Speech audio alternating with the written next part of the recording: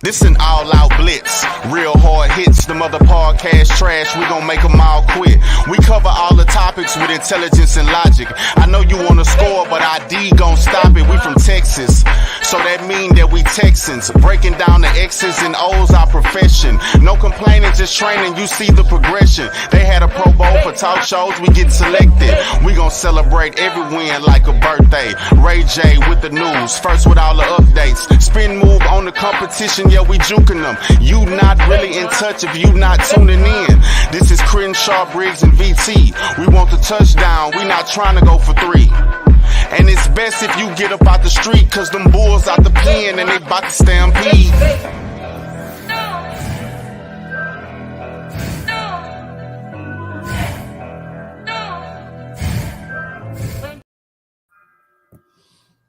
Hey everyone, and welcome to the Texans Fan Battle Podcast.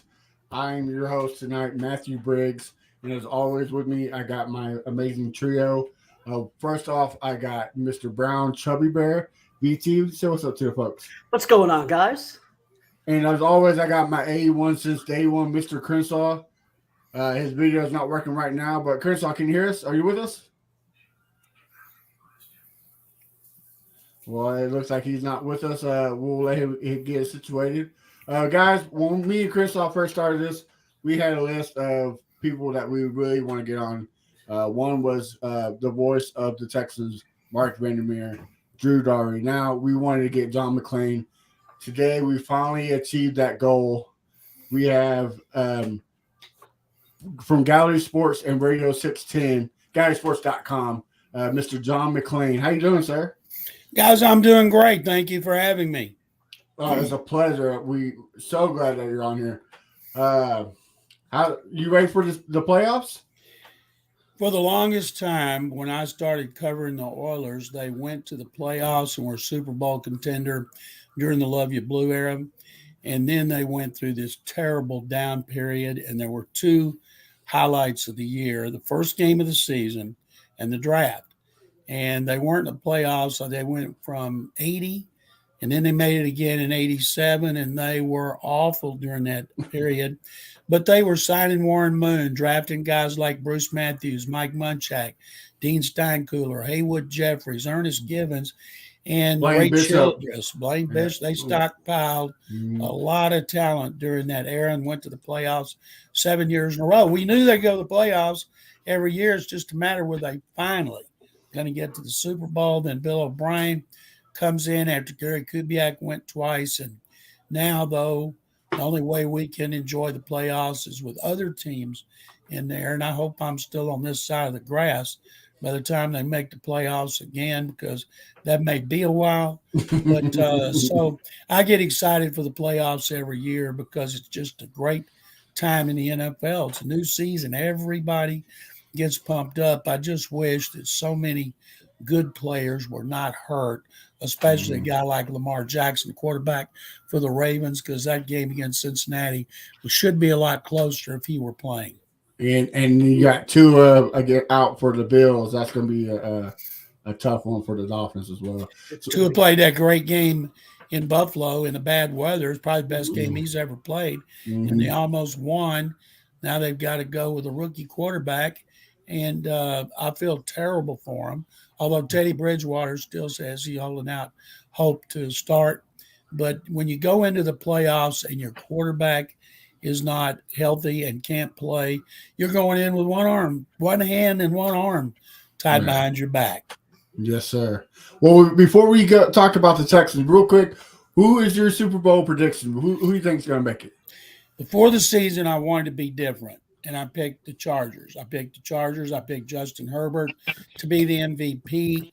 They've had a lot of injuries. I was asked this week for a Super Bowl dark horse that nobody's picking. I said, well, in AFC, you got three teams that everybody loves because of their quarterbacks. And in the NFC, you got a great defense in San Francisco, the best overall team in Philadelphia, especially if Jalen Hurts is close to 100%. But he wanted a dark horse, so I said, well, since I picked the Chargers and Justin Herbert before the season, I would say them.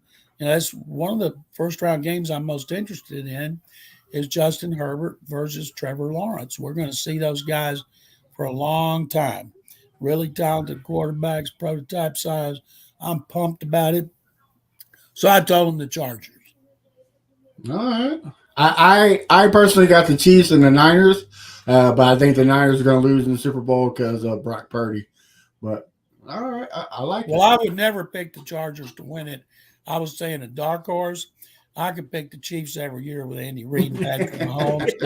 I think they're going, and I think ideally they go against Philadelphia, the most balanced team in the playoffs, but also because I've known DeMeco Ryans since 2006. I love the guy. I wouldn't mind seeing a good old-fashioned offense versus defense Super Bowl with the Chiefs going against the 49ers. Yes, sir. Well, I'm glad you brought up DeMeco Ryans. Let's jump into some Texans talk. J.J. Watt just retired, and we talked about how great of a Texan he was.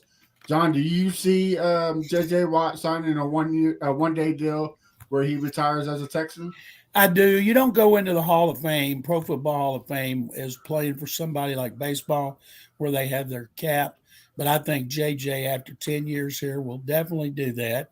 I think he'll be in the Ring of Honor next season. I think the ideal game to do it would be the Steelers when his brothers are going to be here. And I think the NFL, don't wait till later in the season when the Texans could be bad again. Do it early, like the first game.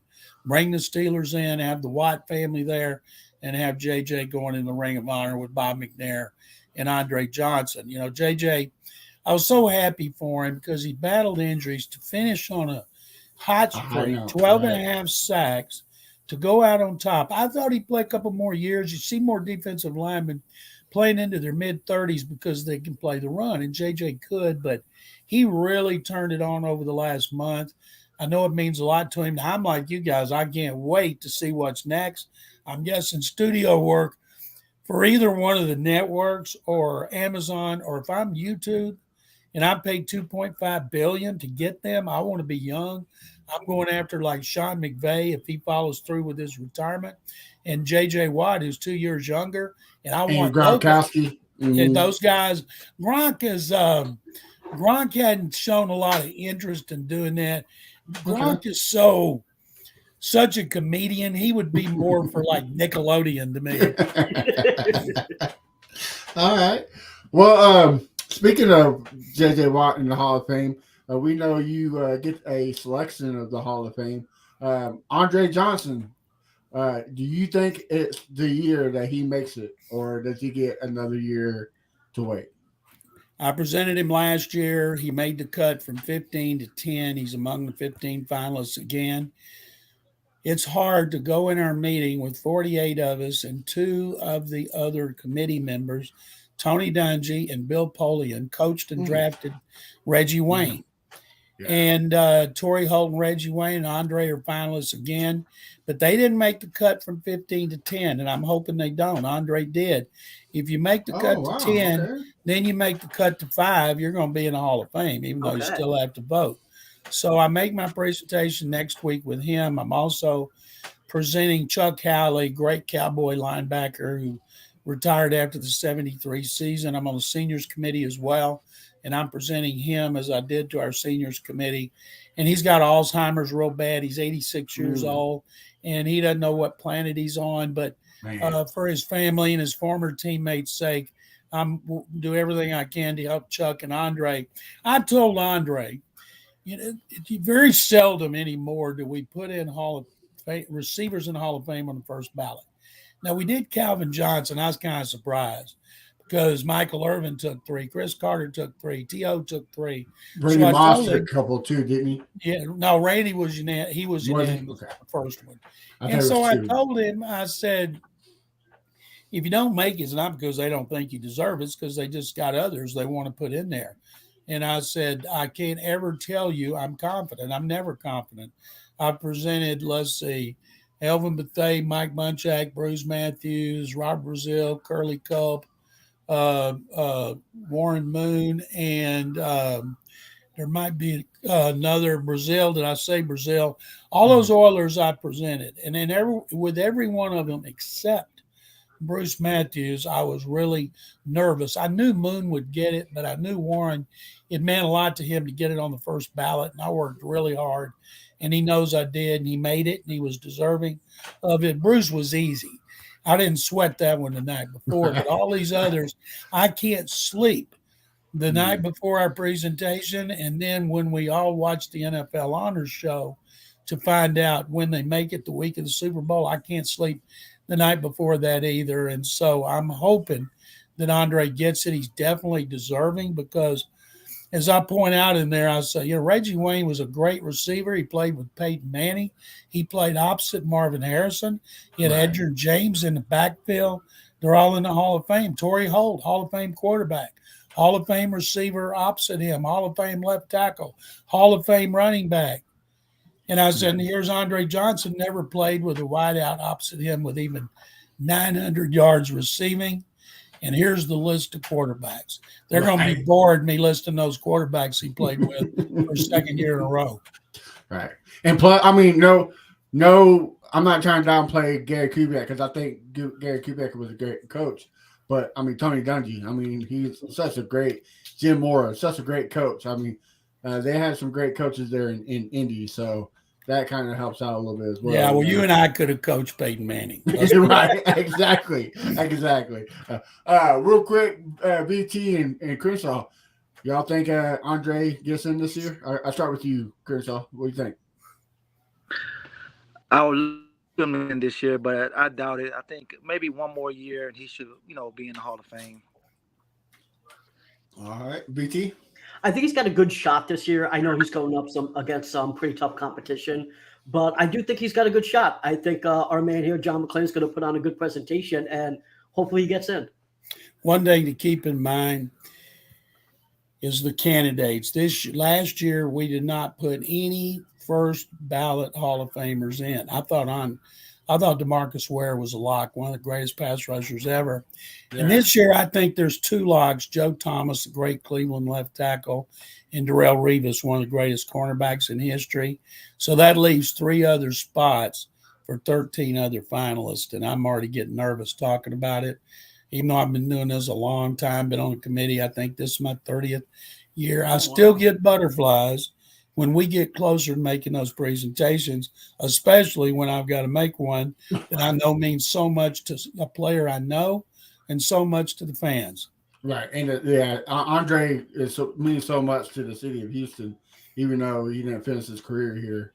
I mean, he's still a Houston legend. So we're right behind you. I hope he makes it this year. Well, Mr. McClain, let's move on. Sunday night after the game, a lot of stuff went down. Lovie Smith was let go of the head coach. What can you kind of give us the details of why he was let go and the future moving on? His team was awful. It was worse than the year before. He had the worst offense with the worst offensive coordinator and play caller in Pep Hamilton I've ever seen. You sound like us every week, Mr. McClain. And I had said on Sports Radio 610 Twitter and written on gallerysports.com that he was gone. I knew he was gone. And so I wasn't surprised. And one thing I hate is teams that will, coaches have to talk after a game. And the talk after the game with the media was more about, oh my God, you won. And you cost them the first pick. Well, Lovie wanted to win, and McNair's wanted to win, Casario players, and they should be congratulated for winning, even though most of us didn't want them to. So that was the focus, not his job situation. But making a coach come out on Monday morning and meet with the media and being harangued about his job situation, to me, is cruel and unusual punishment. Jeff Saturday had to do that in Indy.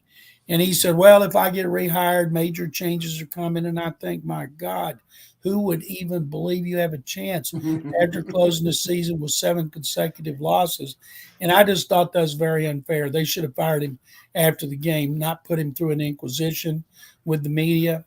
So Lovie, who was a compromise candidate, it was such a fiasco last year when Jack Easterby pushed so hard for 2 years to get Josh McCown hired. 5 years from now, Josh McCown may be the best coach in the NFL, but he needs to start at a lower level and work his way up. But he'd been friends with Easterby over the FCA, very religious like Easterby for a long time. And Easterby did everything he could to get him that coaching job, and he almost pulled it off. Brian Flores was the first to interview, and he added them to the lawsuit saying that he didn't think he got hired because of racism. And I said, he didn't get hired because they were going to hire Josh McCown. It's hard to charge racism when you end up hiring a black coach. So it was a fiasco, plus you had all the Watson stuff. It was something new about Watson every day. And a coach they really liked among the ones they interviewed, Jonathan Gannon, defense coordinator of Philadelphia the last 2 years, 40 years old.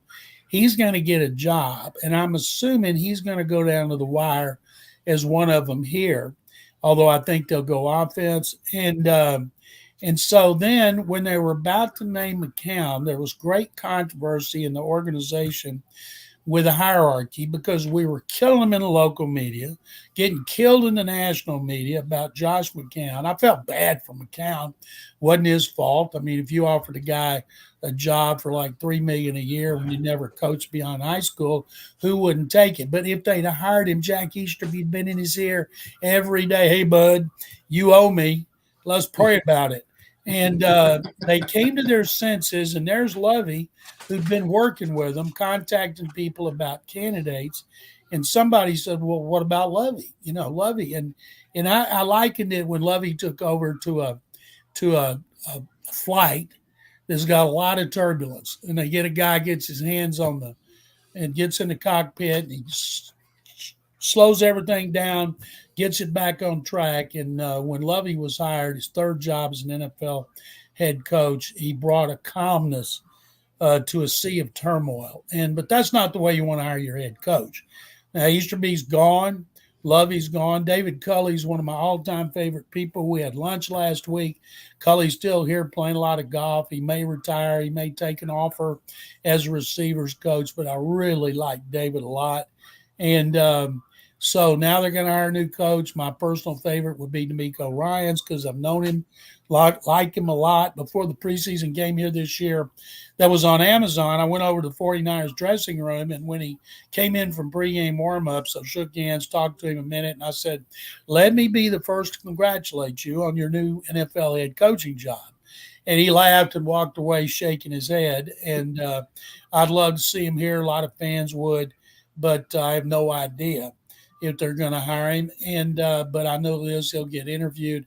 And the 49ers people, I've talked to them this week, they fully expect him to be gone and follow Robert Saleh as their defensive coordinator getting a head coaching job. Yeah. Can you clarify one thing for us, Mr. McClain, that all these Texan fans rant and rave and think they're experts? Yes, DeMeco Ryans had a lawsuit against the Texans for the injury, but that has nothing to do with the head coaching, correct? Thank you. They love DeMeco. They don't care that DeMeco sued them in the stadium. No, they don't care about that any more than they care that David Mulligetta represents C.J. Stroud. We got another 3 months to go in this evaluation process. Stroud could end up being the number one rated player over Bryce Young. It's too early to know, even though the fans love Bryce Young. But if you watch the last game of C.J. Stroud's last two seasons, he was magnificent. And I was at the college football playoff, and I watched what Georgia did to TCU, and I thought, man, what C.J. Stroud did to Georgia is even more impressive because he almost beat him, and he was great. So David Mulligetta represents him. People are saying, well, would the Texans pass him up because of Mulligetta? No, because Watson was a totally separate situation. I can tell you this. Mulligetta gets to the second contract. And he says, hey, guys, by the way, I want a no-trade clause. They're going to say, bleep you. I love it. Well, there is a long list of head coaches. One that came out today was Sean Payton. Now, we got a comment right here. I have a question for Mr. McClain. Can a player be traded for a coach such as Sean Payton? This is a wide debate on the internet, even amongst beat writers, with no clear answer to be found. You can trade anything. There's a lot of reports on the internet that I think are got to be preposterous that the Saints would want a first round pick. Why in the world would they want just a first round pick for a great coach? Do you guys know what John Gruden brought the Raiders? 2 1s, 2 2s, and $8 million. And if Gruden brings 2 1s, 2 2s, and $8 million, I'm guessing that Sean Payton's going to bring a little bit more. Now, he said in an interview last week that the most important thing for him is ownership. And right now, considering the Texans have about to hire their 5th coach in 4 years, and if you count Romeo Crennel as interim, or their 4th in 4 years, they don't have a lot of stability. Now, people around the NFL respect the heck out of Nick Caserio. He's with the Patriots for 20 years. He does contracts. He's the cap guy. He'd been an assistant coach twice. So even though people here, there's some nincompoops out there that think he should be fired, and he's just been on the job 2 years in a total rebuild. And I don't think what's happened will have an effect. The coach is going to want to know why. The agent's going to want to know why. If you say, well, here's why, and here's $5 million a year on a 5-year deal, they're going to say, okay, that's good. And I think they'll get a good coach. They just have to make sure they hire the right guy. Payton, he is a control freak like Jim Harbaugh. He wants control of everything. Even though Mickey Loomis had the title of general manager, he had it in his contract. He made all personnel decisions. I was told by a friend with the Saints, said he controlled what pens and pencils went out and which ones didn't. And but he's a great coach. He's a great offensive coach. And if they hired him, that would rule out Bryce Young, because he said on TV 2 weeks ago he doesn't think you should draft undersized guys early. And somebody said, well, you would have bypassed Drew Brees in the first round if you go by that. And I don't think you can make any blanket statements like that. And I know the Texans certainly haven't. Some people told me, well, Tom Brady's 6'4". Caserio doesn't like small quarterbacks because of Brady. I said, when they drafted him in the 6th round, they had no clue. He's going to be somebody. Hey, give me a break. And he was there every year. So, of course, they loved him. So there's so much to go, so much time to go. I would think, since Caserio has in his contract, he has final say of personnel. And I'm writing a column for Gallery Sports that'll be posted Thursday about a couple of his quotes he gave Monday that he'd understand if a new coach wanted control of personnel, like I would step aside. Well, number one, he's not resigning, because if he did, he'd walk away from $20 million on the last 4 years of his contract.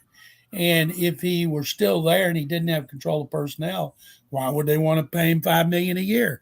He's a personnel guy. So he tried to clarify that on Sports Radio 610 this morning. I'll have that in my story. But I'll be very surprised if Sean Payton comes here. But I'm all for interviewing people that are good, because even if you don't hire them, you can learn things. You can learn about offense from Sean Payton. And so I'd be recording those interviews. So if I heard somebody else, I'd say, by the way, here's our interview with Sean Payton in case you want to pay any attention to it. All right.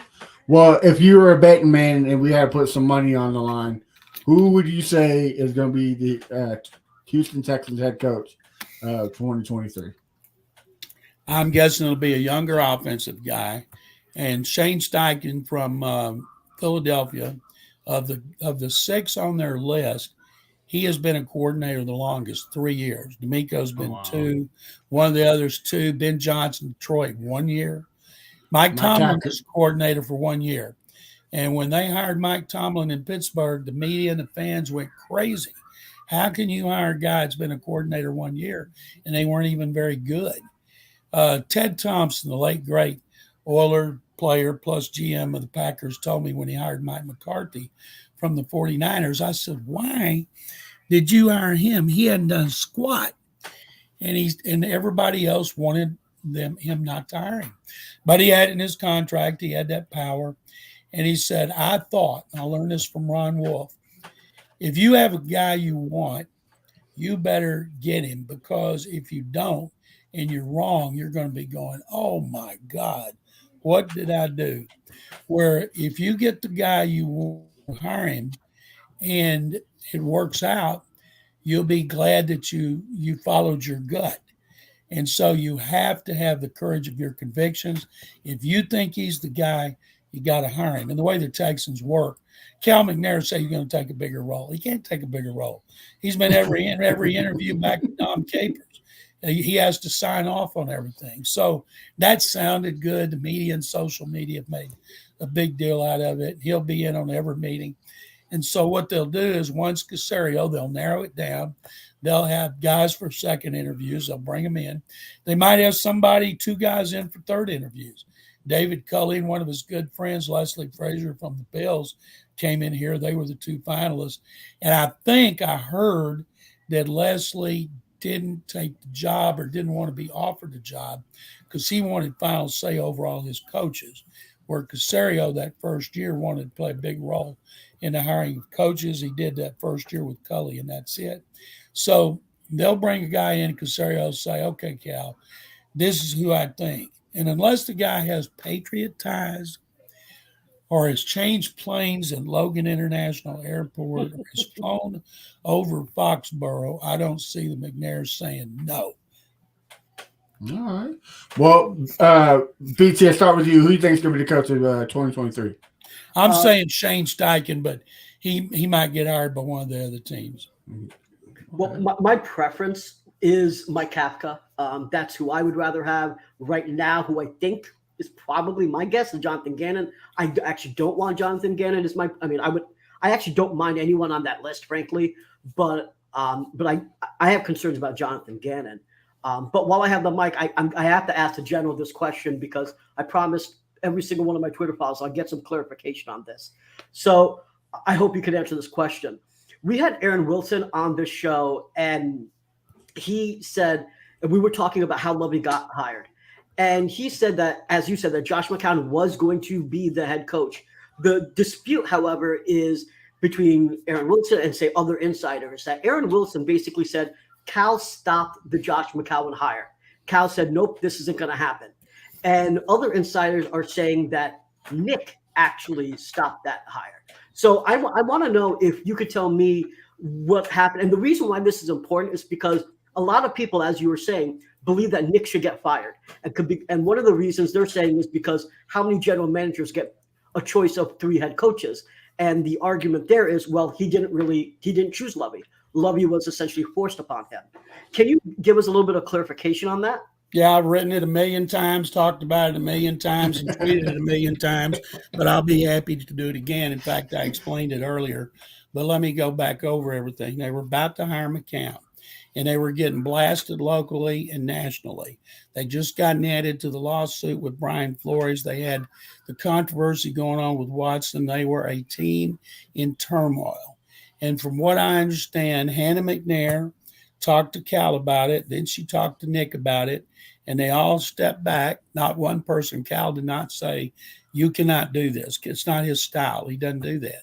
And they took a step back and they said, okay, here's what's going to happen if we do this. We need to do something else. And one of them, Nick Caserio, said, well, let's talk to Lovie. Ask McNairs, what would you think, Lovie? 2-time NFL coach, former coach of the year, Super Bowl. He's right here. So they said, okay. They asked Lovie if he was interested. He said yes. They interviewed him informally on Sunday night, and then they interviewed him formally on Monday. They announced him late Monday, and they introduced him on Tuesday, and he brought a calming influence to all the turmoil that was going on. So Caserio signed off on it, just like he signed off on David Culley. But this is the first time there will be a quarterback hire with no strings attached, no turmoil, strictly Caserio. And anybody that thinks that Caserio should be fired when he's been on the job 2 years, to me, is I think I use the term nincompoop, who is clueless. Because what would you want when you come in? You didn't have a first-round pick the year before. You don't have first and second round picks. Your cap situation is terrible. You have the controversy over Watson, no creation by you. You have a first-time head coach who's never been a coordinator, and the owner says tear it down and start over. And why would you want that guy who's been on the job now 2 years fired with 4 years left on his contract? I think he did a great job getting out of the Watson situation with the picks. He used one of those on Dameon Pierce. He's got 2 first-round picks, 5 in the first 3 rounds. He's got 11 overall, 10 next year. He's got the cap problem cleared up. I saw a thing on the internet that I'm going to use in my column. Somebody has a formula, and they figured it up about the cap. Contracts can be redone in draft capital, and the Texans were in the best spot of any team in the league, and that's because of Caserio. But we're going to run him and do what? Hire who is the GM? Okay. Crenshaw, what about you? Who do you think will be the 2023 head coach? Well, I like all the candidates, but I got to go with Jonathan Gannon, mostly because his staff. I like what I read on the internet, who his DC and OC would be. So I got to go with Jonathan Gannon. Then number 2, I have to go with DeMeco, for the homecoming. Great story. I mean, it gets the fans back into it and everything. So that's my take right there. The fans will be in it for one reason. If DeMeco's hired, Bryce Young's drafted, everybody will be happy. Then if they start the season with 4 losses in a row, everybody's going to say get rid of them. So the only thing that will get everybody consistently on the same bandwagon would be to show improvement. That's what they wanted this year, was to show improvement. And not only did they not show improvement, they took a step back, and I still think it's because Lovie turned over the offense to Pep, let Pep hire the coaches, let Pep call the plays. Pep's the one that used Rex Burkhead. He should have been fired just because of that. In that first game, he used Burkhead more than Pierce when we all watched the offseason, preseason camp, and Pierce was the star. And Rex bleeping Burkhead gets 14 carries, and they tie the Colts. To me, right there, I should have known, man, oh, man, that's going to be a bad decision. And even though they backed off of Burkhead a little bit, they still, when he shouldn't have been on the field, shouldn't even been on a team. He should be a coach. He's a great guy. He's smart. He's got heart. Everybody likes him. He just can't run. And Gannon is a popular choice, but I don't see him going defense 2 years in a row. It wouldn't bother me. I'd love to see DeMeco. I wouldn't mind seeing Gannon. And the guy from Denver, I don't know much about him other than he's the oldest candidate, and he was born in England, and that's it. And Broncos have a good defense, but that's kind of the Vic Fangio holdover. Mm-hmm. And you don't want to come in here with a coach who's going to run a 3-4. Then you're going to have to change your entire front 7 in draft and free agency, and they've got that young defense in position to be a lot better. And I don't know if it'd be Steichen. I don't know if it'd be Campbell from Detroit. He's called plays for a year and a half, and Jared Goff has been tremendous. And everybody up there swears by him. Kafka, 1 year as a coordinator, and I'll tell you guys a story. I was told 3 years ago by a good friend of Andy Reid's that Andy Reid was hoping Eric Bieniemy would get a head coaching job, and then he could elevate Mike Kafka because he thinks Kafka is going to be a great coordinator and has what it takes to be a head coach. But you don't know for sure.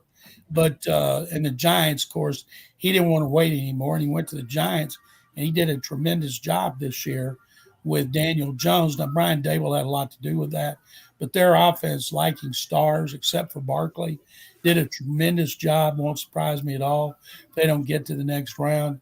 But I wouldn't have a problem with Mike Kafka based on what I know about how high Andy Reid is on him. I wouldn't mind Ben Johnson because I think he did a great job with the Lions, especially the second half of the season. I think him and a rookie quarterback, I want somebody like him that can mold the quarterback. So I would like Ben Johnson, but you can point at that list and pick a coach, and I'll be okay with it. Let me ask you all this. This business is so cruel. Robert Saleh, he and Mike LaFleur, Matt's brother, younger brother, Mike followed him to the Jets, made him offensive coordinator. And they forced Robert Saleh to fire his best man today in his wedding and his good friend. And that obviously came from above his head. So they blamed him for Zach Wilson and Joe Flacco and Mike White. And it seems so unfair. I'll bet you next year he ends up back in San Francisco with Kyle Shanahan. But if DeMeco gets a head coaching job, DeMeco knows him very well. It wouldn't surprise me if DeMeco Ryans didn't have Mike LaFleur as his offensive coordinator. I wouldn't mind that. Wouldn't mind that at all. I like that Kyle Shanahan type of offense, so I'll be okay with it. Well, Mr. McClain, before we start talking draft, because we would want to get your insight on that, we got a question from Facebook from Chris Roy. He said, "Hey, General, with your well-documented coverage of the Houston Oilers and the love and hate relationship we all had with them, do you like the idea of the alternate light blue color scheme of the Texan uniforms?" I believe the Texans will have new uniforms in 2024. I'm old school. I like the colors that they have now. I love those helmets. You know, if their new uniforms or anything like that new helmet they unveiled, that'll be great. And that's about the time I would expect them to be really competitive and jump back into the AFC South race. It's a great division to be in if you need to rebuild fast. Now, Jacksonville has been rebuilding with high picks since, 16, 17, 18, 19, 20, 7 years, and it finally paid off. Detroit's been longer than that. People complain about the Texans. Detroit's won one playoff game since the 50s, and that's why I was hoping they would get in. Because the last one against the Cowboys, was it not? That was Wayne Fontes was the coach. And I like to see the old franchises that have been suffering to do well. And plus, I like Dan Campbell. I think he does a really good job. But I can't wait for the time when it comes that the Texans turn it around and people get fired up again. We'll be fired up for the first game. And if that's not the Watt game, then we'll be fired up for that one. Hopefully, the Texans will avoid 9-game losing streaks, blowing games in the fourth quarter. Hopefully, they won't bring back Rex Burkhead and play him. They just did so many things this season that were unnecessary. And you hope a new coach brings in a kind of staff that's going to help them overcome that. And when they do get in those new color schemes, maybe it'll be new colors, new uniforms, new team. And so I'm looking forward to when that time comes. All right. Well, John, let's jump into some draft talk. We know that we lost the number 1 pick, which I'm okay with it. We still either get Bryce Young or CJ Stroud. But there's a lot of questions coming from the chat asking what do you think the Bears would do with that pick? Do you think they'll trade back? Do you see the Colts try and make a jump for it to get one of those quarterbacks? It's the best possible best possible scenario for the Bears. Now, they're not going to draft a quarterback because of Justin Fields. Jalen Carter, Georgia defensive tackle, Will Anderson Jr., edge rusher from Alabama, the Lombardi winner this year. Mm-hmm. Both those guys will look great in their defensive line. Now, if they like both of them, they could trade down to the 4th spot with the Colts and be guaranteed to get one of them. But the only way you're going to be guaranteed to getting a guy you want is you take him there. But they're going to hope, okay, we got 2 teams from the AFC South. They're terrible. The division's terrible. They know if they get the quarterback right, they got a chance to rebuild in a hurry. So they're going to try to get both of them bidding against each other. The Texans have more to offer, but you don't want to. When you're bad and you need players, you don't want to be giving them up. If I were Caserio, I would offer them picks in 2024. But on the other hand, if you like Stroud as much as Young, whatever the Texans do, they're going to find a way to leak it to the media that they want the guy they don't want. They may ultimately, after the combine, the pro days, the private workouts, the lunches, the dinners, bringing in 30 players here, they may fall in love with C.J. Stroud, or they may fall in love with Bryce Young. The only negative about Bryce Young is his size. They list him at 6 foot 195. I'm told he's closer to 5'10". He weighs about 180. He's frail. He's thin. It's not being worried about him taking a big hit and being out. It's the wear and tear of a 17-game season. And that's why I like the fact Davis Mills will still be on here. If Young got hurt, he had to play. He's got a lot of starting experience. It's like one of the priorities, I believe, for Caserio. He's got to get a better backup running back. So if Damian Pierce gets nicked up and has to go to the bench, they can't have Royce Freeman or Rex Bleeping Burkhead or Daria Gumbawale. They got to do like a lot of teams and get a legitimate two, and that might be in free agency. It might be in a lower round, but that's a priority. And having money under the cap for the first time, they might be able to fill needs like, say, center and tight end. Although the way Jordan Akins played, he deserves a new contract. And Tegan Toriano, when he was healthy and got an opportunity, he looked good. But I still think they need another tight end. But I wouldn't use a high draft choice on that. But I think that when all's said and done, you can't go wrong with either one of those quarterbacks. Let me ask you guys something. What if Caserio tells the McNairs, well, instead of drafting a quarterback high, I don't really like any of them as franchise guys. How about we make a run at Jimmy Garoppolo? It's only money. We got money. We either trade down or we take one of the two great defensive players. And then if it doesn't work out, we'll worry about the quarterback next year. Or maybe Derek Carr gets cut and we go after Derek Carr. Although I don't see either of those veteran quarterbacks coming to a rebuilding team. But I think that would be terrible. People would go crazy if they did that. What do you guys think? Well, me and Crenshaw, we're both on the Bryce Young train, but we wouldn't mind Derek Carr coming in here for a couple of years, being a gap QB.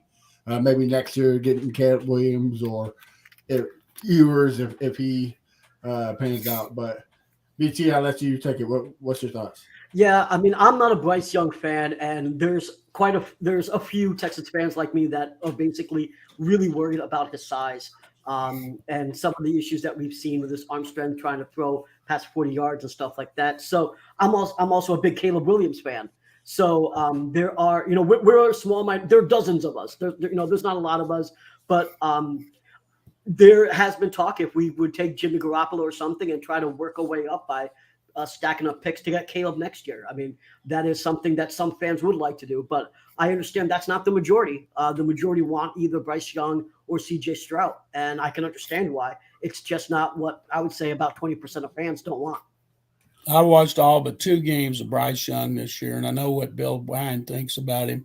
Everybody's concerned about his size, but I saw him make a throw in against Kansas State. There was about 50 yards that no NFL quarterback could make a better throw, that he dropped it in perfectly in the end zone. He doesn't have great arms. Arms not an issue. He's accurate.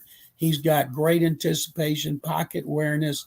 At this time of year, everybody going into the combine, everybody talks about size and arm strength. And when you succeed in the NFL, it's about accuracy, decision-making, performing under pressure, and he's got all that. But if he's 5'10" and a quarter, he doesn't have a big butt like Russell Wilson did. He doesn't have super speed and quickness like Kyler Murray. It will scare away a lot of teams. I have no idea what Caserio thinks and won't, but I wouldn't have a problem with him or CJ Stroud because I saw about 6 of Stroud's games, and I think I saw 10 or 11 of Bryce Young's. And a lot about Bryce Young will be about Bill O'Brien, what he tells Caserio. They're really tight. And Caserio tried to hire him 2 times before he actually got him. First one was when Rick Smith retired. Everybody tried to say it's because of Jack Easterby. They didn't have a clue who Jack was when they tried to hire him first time. Belichick said no. And then after Easterby came, they made another run at him.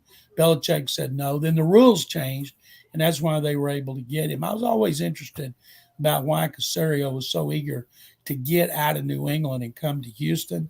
Well, I found out because he and Bill were really tight from their 4 years together. And he was friends with Easterby. They'd been friends for 6.5 years up there, but he was eager to get here. Now I'm wondering, does he ever wonder, what in the world did I do? Right. Crenshaw, what do you think about Mr. McClain's question? Do you like the Jimmy G option, or I know you're a Tyler Huntley guy. What's your thoughts? Well, I like the Derek Carr option. He should have been our quarterback, the clowny year. But we didn't get him because I guess of his brother. But at this point, we need a quarterback, a rookie. We need somebody that the fans could get behind, somebody that we can grow with, because we haven't molded a quarterback and that stayed here long enough, for us to feel it. I'm a Bryce Young guy, but I'm looking more and more. The size is concerning. VT, he put it in my head every day, every day, every day. I tell him no, no, no, no, no. But I'm starting to get concerned about his size. So I think I'm liking the CJ guy more, especially since Nick said that his agent is all business.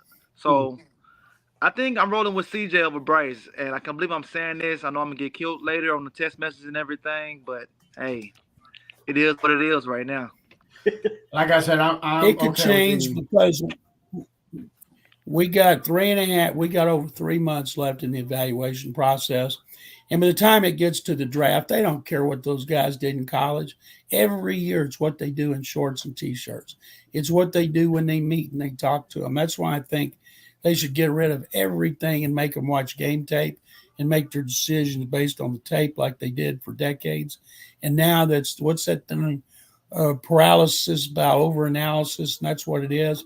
And my God, before the combine, during the combine, and from the combine to the draft, until Bryce Young starts playing, everybody's going to talk about his size. I interviewed Will Anderson Jr. when he was here in Juan Lombardi about what he thought he would do in the NFL and about his size. And of course, he thinks it's no issue. He's coming back down here for a benefit. I think I'm going to talk to him again.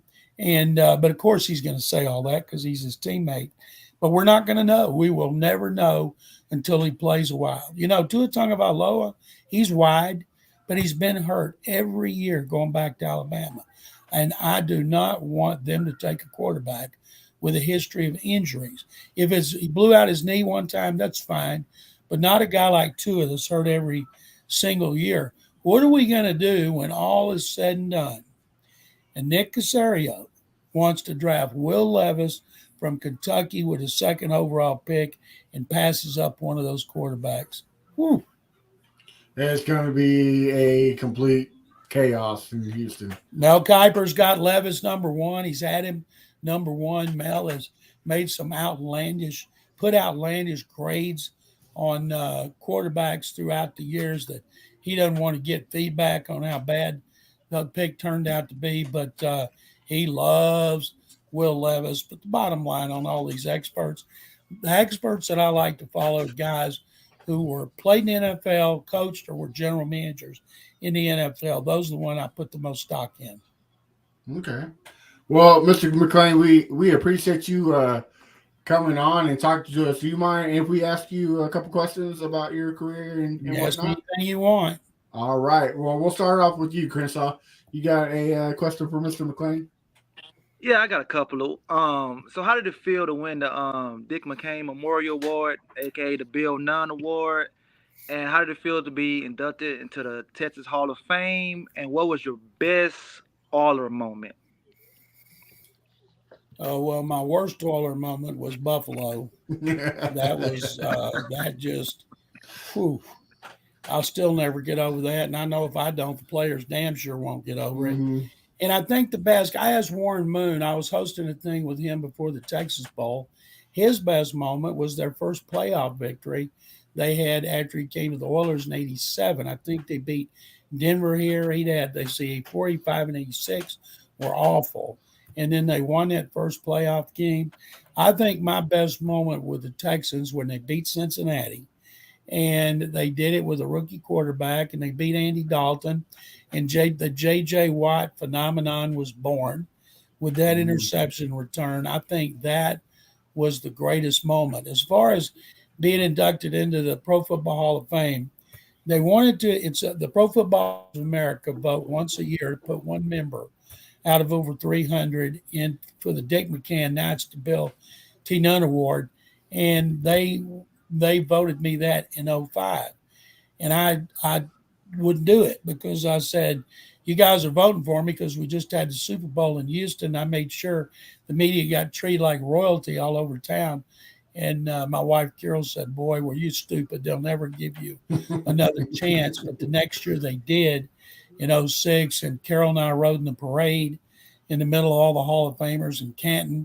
And it was incredibly exciting. I was up at the head table, the dais, multi-levels with all the Hall of Famers, Joe Schmidt, Detroit linebacker on one side, Raymond Berry, great Colts receiver, native Texan on the other side.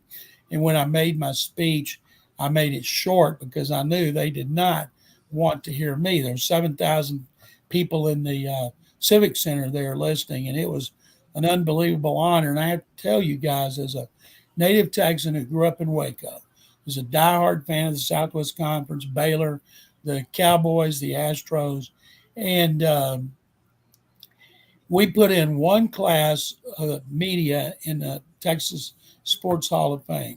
The late, great Dave Campbell, 40-year sports editor of the Waco Tribune-Herald, who hired me going into my junior year at Baylor in '73, founder of Texas Football Magazine. He would not allow, as the head of our committee, anybody in the media. He said, we don't make the news, we report the news. One time, 16 years ago, he couldn't make our annual meeting where we determine who the finalists are. He had to go to a funeral, and he asked me if I would run the meeting. I said, sure. There were 28 of us there. And I said, guys, I said, since Dave's not here, why don't we put a class of media in here? The icons of Texas journalism, a one-time thing. And the head of the Hall of Fame said, well, that's against the bylaws. Can we change the bylaws? He read the bylaws. We could change them. We did. And we voted in from Houston, Mickey Herskowitz, columnist, Kern Tips, the voice of the Southwest Conference forever. We had Blackie Sherritt, Dan Jenkins, Vern Lundquist, Dave Campbell, Frank Fallon, voice of Baylor, and Jack Dale, voice of Tech. And so we made that, and then we changed the bylaws back. And because we did all that, the meeting went long. Here comes Dave and his wife. Well, what are y'all still doing here? Well, it's been an extra long meeting. The room got real quiet. And Brad Sham, voice of the Cowboys, says, McClain, you tell him. And I didn't say anything. And Mr. Campbell says, tell me what? And my voice got real high. I said, Mr. Campbell, we changed the bylaws and we voted in a class of media and you're in it. He said, what? And I repeated it. No, we're not going to do that. We already did. It's against the bylaws. We changed them. Well, we're just not going to do it. And his wife, Reba, comes over and whispers to me, he said, honey, he loves it. He'll be there. And we did it in conjunction with the Touchdown Club of Houston at the JW Marriott at the Galleria. And we said we'd never do it again. Fast forward 16 years. Head of the Hall of Fame says, let's do another media class. So they did. And I was not at that meeting in Waco because I had to do Texans. And I was sitting on my patio. And I get a call from two members of the committee from Houston, David Barron from the Chronicle and Melanie Hauser, former of the Post. And they said, guess what? I said, what? We've been at Waco, the meeting. I said, oh, I forgot that's today. He said, yeah. And she said, we voted second media class in there, and you're in it. And I was like in shock. And I said, I'm how many? She said 8. You're the only one not from Dallas and Fort Worth. So you're representing the rest of the state. And we'll determine when the induction is. So I hung up the phone, walked in, and told my wife, Carol, I said, you're not going to believe this. She said, what? I said, I just got voted into Texas Sports Hall of Fame. It's the greatest thing that's ever happened to me. She said, that's not as big as Canton. I said, yes, it is. She said, no, it's not. I said, you're not from Texas. You wouldn't understand. And I went back out on the patio and sat down. I'm getting emotional telling you guys. Sat down and started thinking about my late father and how much he made me love the sports and get involved in this business. I started crying like a baby. And then when we had the induction last year, I thought, sure, I was not going to be able to stand up in front of that crowd and talk about my late father without breaking down, but I managed to do it. And those two to be in the Texas Sports Hall of Fame, one of only 14 in the history of our state, is an unbelievable honor. But boy, Canton is the ultimate. And I can't wait. We're not going to wait another 16 years to put another media class in the Texas Sports Hall of Fame because there's too many deserving people. Thank you guys for letting me tell that story. Yeah, an unbelievable story. We even got a comment that says, "Great story, General. Congratulations." Gave me goosebumps there. VT, what about you? You got a question for me? Yeah, it's a non-football question actually. What I want to know is what movie did you like being in the best, and if you had your choice, what movie do you really wish you could have been in, and what role would it have been? Well, I'll tell you this. I asked people, if you were marooned on a desert island for the rest of your life, what would be the movie that you'd have to watch over and over and over? And mine would be The Godfather. And my second choice would be Pulp Fiction. Godfather was 72, Pulp Fiction was 94. And every time they're on TV, I watch them, or I watch certain segments. Watched part of Pulp Fiction again last night about 1 a.m. I met Quentin Tarantino in L.A., and I think he's brilliant. And if I could have been in a movie, because I heard they had so much fun, and I think it's a classic, if I couldn't have a nude love scene with some of my favorite actresses, I would have to say Pulp Fiction. And the one that I had the most fun in, I've been in 9, and because I had connections. And The Longest Yard remake, I was covering a Broncos-Falcons game in Denver, came back on Monday morning, got on the airport for L.A. I got to L.A. There's a limo driver waiting for me, Mr. McClain. Went out there, take me to my hotel. And the reason I got in those movies, beginning with The Rookie, is I told the producers that I met, 2 young guys, instead of having extras in your scenes, let's get some media people who will help publicize your movie when it comes out. And they had never thought about that. I said, well, do you have any? I said, yeah. So Me? those 2 young producers didn't give me the time of day for most of the Rookie filming when I would go outside Austin. It was an off season, and hang out because the director, John Lee Hancock's a Baylor grad, who's a big time director now. This would have been in 93 or 4. And so when we went to Dallas to shoot the scene in which Dennis Quaid comes out of the bullpen as Jim Morris, the oldest rookie, and they're shooting the press box. And nobody recognizes me anymore because I weighed like 180. And it was so much fun to do that. And a guy comes up to the press box and he has a rack of ties. And I said, what's that? He said, it's ties for the sports writers. I said, we don't wear ties. This is baseball sports writers. They're in the summer. They're hot. They're sweaty. They're stinky. And he goes, but the script says, and the second director said, hey, they're the pros. If they think you shouldn't do it, you don't do it. And I had a blast because the day we got to Dallas, there was a column in the Dallas Morning News sports section, front page, Fort Worth Star-Telegram front page. I'm going to be in a movie thanks to my good friend John McClain. When I got to that set at the Rangers ballpark, those 2 producers, hey, come sit in our seats under the So they put me in a bunch more movies, Mark Ciardi and Gordon Gray, and I always appreciate it. And I had the most fun on The Longest Yard. So I go to my suite. We go to the set on the Sony lot, and I had brought in to help publicize it Adam Schefter, who was working for the Denver paper, Brian Burwell, St. Louis Post-Dispatch, Jay Glazer, Larry Wiseman, USA Today, Peter King. And I wanted guys that were going to publicize it. And they did. And there was one scene where we were doing it, and the director's on the ground crawling around, say, okay, here's your scene. You're going to see Adam. He's going to fake out Bosworth. He's going to fake out Romanowski, and he's going to score a touchdown. And I want you all guys to stand up and high-five each other and cheer. We didn't say a word. And they looked at me, and I said, well, we can't do that. Why not? There's no cheering in the press box. They announce that before every game. He says, but it's in the script. I said, we can't do it. We'd be run out of the business. Our friends we'd be humiliated. Adam Sandler comes around the corner and says, hey, they're the sports writers. If they don't do it, then they don't do it. And we didn't. And then afterward, we hung out with Adam. We had our own trailers. It was just so much fun being on that set. If you've seen that movie with all the characters, the athletes, Burt Reynolds couldn't have been nicer. He was one of my heroes in the 60s and the 70s.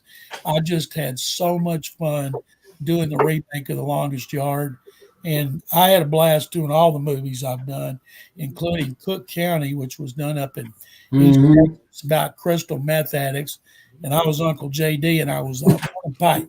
3 people who was not a crystal meth addict. And so I've had fun, and people say, you got any movies? And nope, why not? I got a bad agent. Well, switch. Well, I'm my agent. And those producers called me one time a few years later and said, if you lose a little weight, we could get you in more movies. And obviously I didn't want to be in more movies. And I got one more movie story. I fell and broke my left shoulder and had to have it replaced in 2018, right before training camp. And they replaced it down to my elbow. And I had to wear this contraption, and I was miserable. Sitting up for 3 years. So I'm one time in front of the TV, and it's in early July, and a number pops up on my phone. It's an LA number. I don't know who it is. I'm bored. I answer it. He says, "Is John McClain?" I said, "Yes."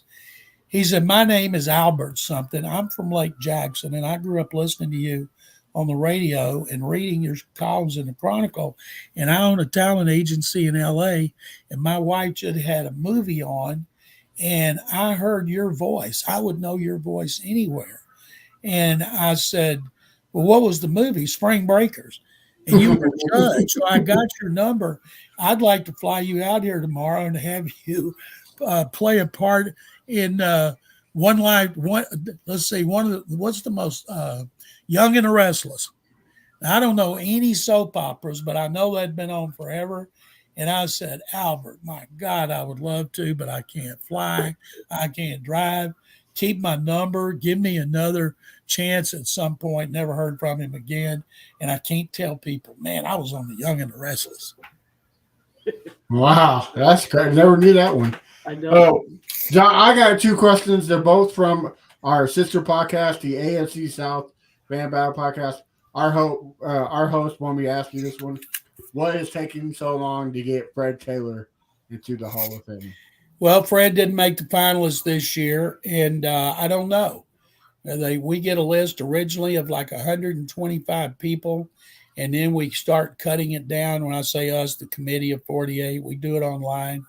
And then we get down to a list of 25 semifinalists, and that's when we make a big deal out of it. I say we, I'm talking about the Hall of Fame. And then we vote to get the 15 finalists plus the senior finalists and a contributor / or coach finalist. This year's Don Coryell. And so Fred Taylor was in the 25. He didn't get to the 15. We haven't put a running backs. Ricky Waters was deserving. There's several backs, but it's almost like today you got to stand out. And there's some things Fred Taylor did. Other than Bo Jackson, I've never seen a combination of a big back, 230 pounds, who could run like Fred Taylor. I think eventually Fred will get in. I just have no idea when it'll be. Okay. And this is another one from the AFC South and the Jaguar. I just started writing sports reporter for my local newspaper. There's nothing big, but sports section is what sells the ads and is the bread and butter of the company. What golden nugget could you provide to a newbie such as myself with hopes of building a career even half as successful as yours? Well, let me tell you how I started. When I talk at schools, the teachers want me to tell how I got to where I am. He said, because the kids can't imagine being where you are. So when I was in Waco, I was a terrible student. I mean, terrible. When I got out of high school, I didn't have a clue what I wanted to do. I was just a diehard sports fan. And I was since I was a Cub Scout in 1960. Went to my first Baylor game. They beat Colorado. And then the Astros started in 62, Cowboys and Oilers in 60. And I fell in love with sports. And I always loved baseball. And so I go to McLennan Junior College in Waco with the idea of taking classes, easy classes at transfer to Baylor, which was hard. One of the smartest things I ever did. So somebody tells me the easy class is Introduction to Mass Communications. I said, what is that? He said, they didn't know. It was just a big class. You didn't get called on. You just had to listen. So I went in there, and it was a huge class, and I'm sitting next to a guy, and we started talking about football.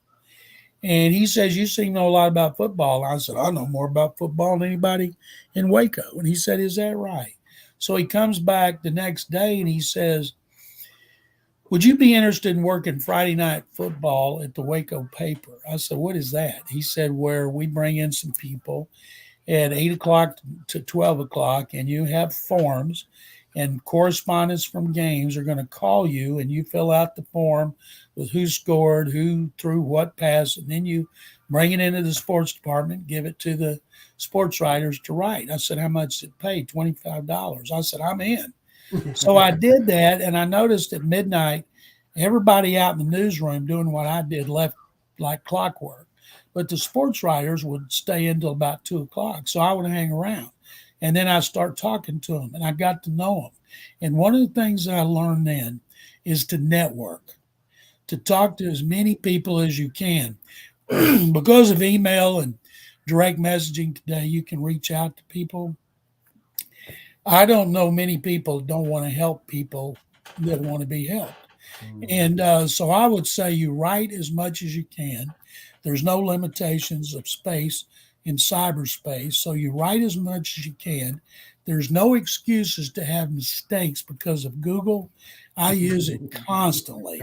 And so know your subject, and anytime you can be somewhere where a person might be able to help you, whether it's something you're writing about, whether it's somebody speaking somewhere, go see them. Anybody in the media business. And that doesn't mean just writing. It could be radio, TV. When I started doing radio here in 76, Jerry Trupiano, the godfather of sports talk in Houston, used to call me mega media star because I did more than one thing, and I always got a big kick out of it. But my professor I had at Baylor, who I trusted the most, said never waste a chance on talking to people and asking questions who are where you want to be. And I still do that today. Oh, all right. Well, guys, anything else before we let Mr. McClain go? I just wanted to thank you for coming on. This was like one of the best shows we've had because you were able to say so much about so many different things. So I just want to personally just say thank you really a lot for coming on the show. Hey, it's my pleasure, guys. I appreciate it. I love talking about sports and the Texans, and I could sit here and tell you guys stories for 24 hours. And when you get old and you've been in the business as long as I have, I told somebody, all you have is a lot of stories. I went to the national championship game in L.A. Mattress Mac gave us a charter plane. Jackie Sherrill was one of the people on there. Wow. Longtime A&M and Pitt coach, Mississippi State. Jackie has so many great stories. Flight was about 3 hours and 15 minutes, and we're like, boom, we're there because we were mesmerized by Jackie's stories, and I love telling them. And if you guys want me on anytime, you just let me know, and I'd be happy to do it. Awesome. Yeah, we're trying to get Mattress Mac to come on as well too. So maybe one day we hear one of his stories. Crenshaw, do you have anything you want to say too? Good luck with that. That's one busy man. One busy man, as you can imagine. Oh yeah. Crenshaw, you have any? No, I was gonna ask John. So, how's the soda weight loss been going? I've been doing that. When I retired from the Chronicle, I did it for two reasons. Number one, I've been doing it for 47 years, and my routine during the season. Oh, it looks like we might have lost him. And then, did I lose you? Yeah, we lost you there for a second. You guys there? Yeah, we're here. Okay, I'm back. Yes, sir. I did it to do commercials, and I went to the sales staff, and I said, I would like to do soda weight loss because I saw Ron Hughley lose over 100, Sean Pendergast lose between 40 and 50. I've lost 40. My goal is 70, and it's been great. Thank you for asking. Awesome. All right. Well, John, why don't you tell us where we can find your great stuff for those that don't know, and where we can find you on social media. GallerySports.com. It's free, no paywall. And SportsRadio610.com. It's also free. I do 6 shows a week on there, 11 overall in 5 cities. And Sean Pendergast and I do 3 podcasts a week called Utopia. That's on SportsRadio610.com. And I do a video once a week with Masters Mac talking about what's going on in Houston and pro sports. Guys, thank you so much. Oh, no, the honor is all ours. Thank you for coming on. We're going to have to do this again. Are you going to be at the draft this year, Mr. McClain? All right. Well, we're going to be. Nope. Only place I want to. Only place. I've been to drafts so much. The only place I want to travel is the owners' meeting and the combine. Okay. Well, All right. We're going to be at the draft, so we thought maybe we'll see you there, but maybe next time. Have a lot of fun. All right. Well, thank you. Thank you for coming on. Have a good night. My pleasure. All right, guys. Well, let's finish this off. BT, tell us where we can find your stuff and your social media. Yeah, you can find me on Twitter at Brown Chubby Bear. You can find me on Reddit at Chubby Brown Bear. Check out our YouTube. If you're not watching this on YouTube, I started a cool series called Another VT Rant. It's been going quite well, so hopefully you guys can check that out. Go ahead, Crenshaw. Oh, look at him doing my job for me. Go ahead. You can find me at Fifth Ward Crenshaw everywhere. All right, and look at that mug his daughter made him for his for Christmas. Man, she's talented, bro. You can find the podcast, the Texans Fan Battle, everywhere. All social media at Texans Fan Battle. Guys, make sure you check in next week because just like today, we have another legend, the greatest quarterback in Texans history, Matt Schaub. So make sure you tune in next week. And guys, you can find me at A1 Day 1 Texans everywhere. And we hope you have a good night, and we'll see you next week. Go Texans.